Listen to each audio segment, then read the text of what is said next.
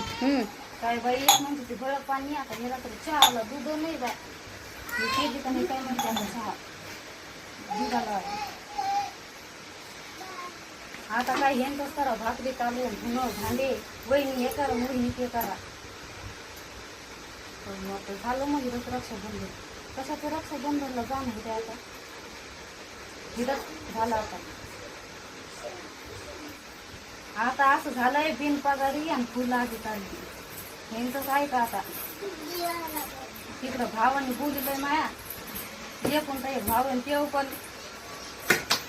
एवढं पाठलं तर काहीतरी भानगड चालली एवढ्या वेळची माझ्यासोबत तसंच काल भरत पाणी आज काय माझ्या बहिणीला का चहा पाचतात काय